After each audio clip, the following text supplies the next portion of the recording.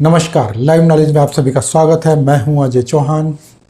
बाबा अमरनाथ जी की यात्रा इस वक्त चल रही है और बाबा अमरनाथ जी की यात्रा के लिए लोग पहुंच रहे हैं।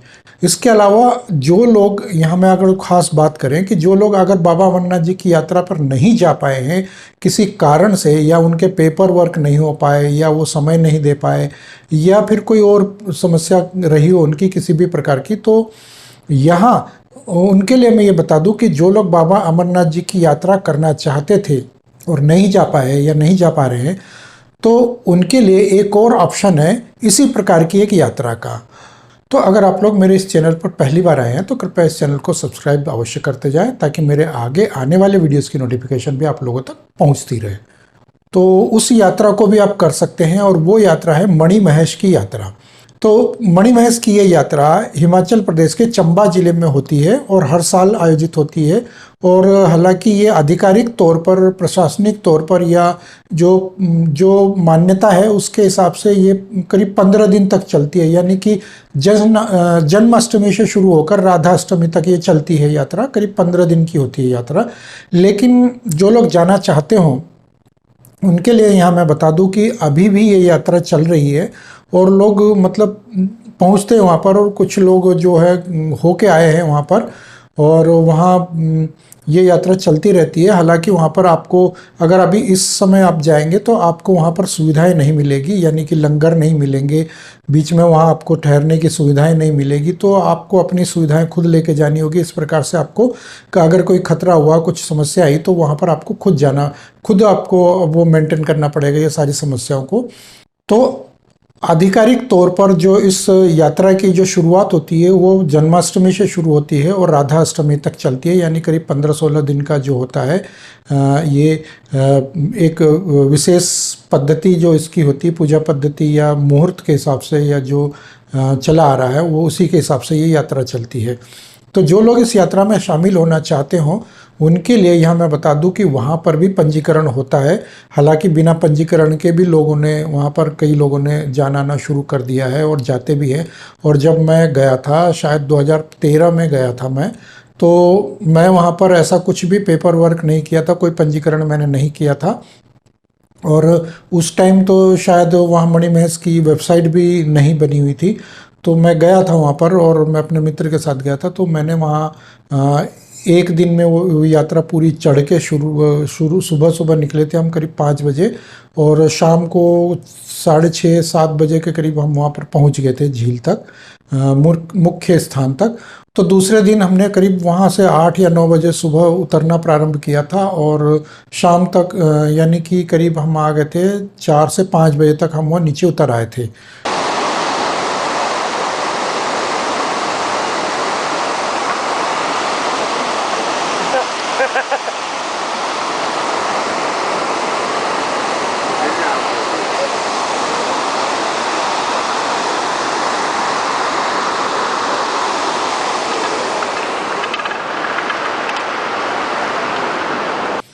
ये करीब 13 से 14 किलोमीटर या शायद 15 किलोमीटर ये है दूरी, जो चढ़ना पड़ता है और उतरना भी पड़ता है। एक दिन में चढ़ना होता है, एक दिन में उतरना पड़ता है। हालांकि अगर कोई पर्यटन के हिसाब से, यानी घूमने फिरने के इरादे से भी अगर जाता है, तो यात्रा के मौसम में वहाँ पर कुछ बीच में कैंप वगैरह लगे होते हैं, तो आप रात को वहाँ ठहर सकते हैं एक आध जगह पर।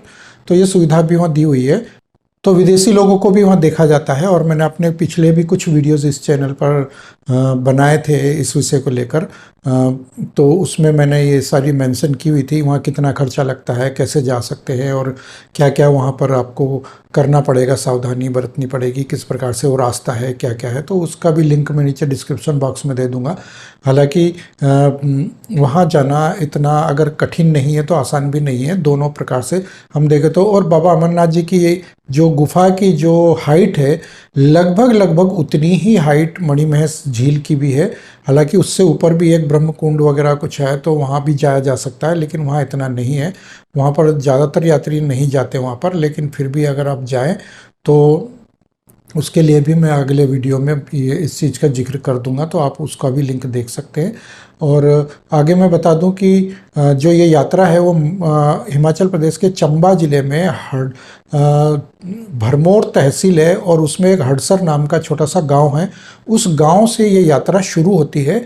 तो मणिमहेश की ये जो हाइट है, ये अमरनाथ जी की यात्रा की तरह नहीं है। ये एकदम खड़ी चढ़ाई है और सीधी चढ़ाई यहाँ पर चढ़ना पड़ता है। लगभग आधी से ज़्यादा जो चढ़ाई है वो कई जगहों पर काफ़ी कठिन चढ़ाई है, और लगातार आपको चलना पड़ता है, क्योंकि शाम तक आपको पहुँचना है। तो वहाँ पर चलना ही पड़ता है, और जो ज़्यादा दमखम दिखा सकता है वही इसमें चल सकता है। लेकिन अगर कोई बुज़ुर्ग है या कोई बच्चे हैं या महिलाएं हैं तो उनके लिए समस्या आ सकती है वहाँ पर। तो सोच समझकर सावधानी से जाएं। और उसके विषय में भी, जैसे मैंने अमरनाथ जी की यात्रा के कुछ वीडियोस बनाए थे, तो ये वीडियोस भी मैं वहाँ बना दूंगा। और वहाँ के एक एक पॉइंट का मैं रिसर्च, अभी जो लेटेस्ट रिसर्च है वो भी मैं करूँगा। और अभी जो यात्रा कब शुरू होने वाली है, कैसे होने वाली है, उसकी भी सूचना मैं आप लोगों को दे दूंगा। वैसे अगर आप लोग इस विषय में ज़्यादा जानकारी चाहते हैं तो मैंने अपने ब्लॉग में, यानी कि अपनी वेबसाइट में dharmwani.com के नाम से DHARMWANI.com के नाम से बना रखा है। तो उसमें मैंने पिछले काफ़ी आर्टिकल्स इसमें विस्तार से समझाए हुए दिए हुए हैं।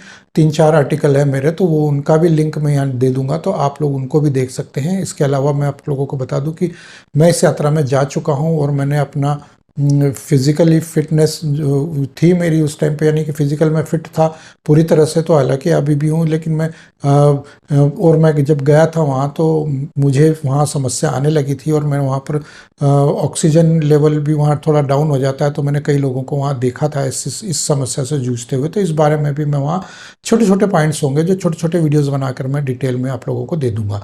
तो जो लोग जाना चाहते हैं उनके लिए यहाँ मैं छोटा सा एक और आगे बता दूं कि आप पठानकोट तक तो किसी भी मार्ग से जा सकते हैं, चाहे आप हवाई जहाज से जाएं या फिर आप ट्रेन से जाएं। तो बाय रोड तो वहाँ तक पहुँचना ही होता है हड़सर तक, लेकिन पठानकोट तक रेलवे का है, और बाय एयर भी अगर आप जाते तो पठानकोट तक ही है। इसके अलावा बाकी 170 किलोमीटर के करीब ऊपर और जाना होता है।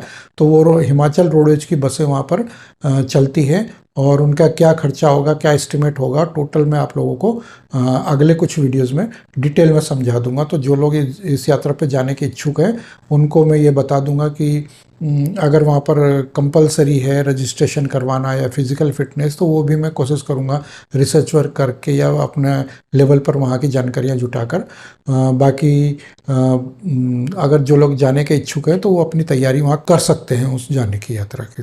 तो मिलते हैं अगली वीडियो में। अगर मेरी ये जानकारी आप लोगों को अच्छी लगी हो तो कृपया कमेंट बॉक्स में अपने विचार हमें जरूर बताएं, और जाने से पहले वीडियो को लाइक और शेयर भी करते जाएं। और अगर आप लोग मेरे इस चैनल पर पहली बार आए हैं तो कृपया इस चैनल को सब्सक्राइब करके पास में बने बेल आइकन को भी दबा दें, ताकि मेरे आगे आने वाली वीडियोज़ की नोटिफिकेशन आप लोगों तक पहुँचती रहे। तो मिलते हैं अगली वीडियो में, तब तक के लिए जय श्री राम।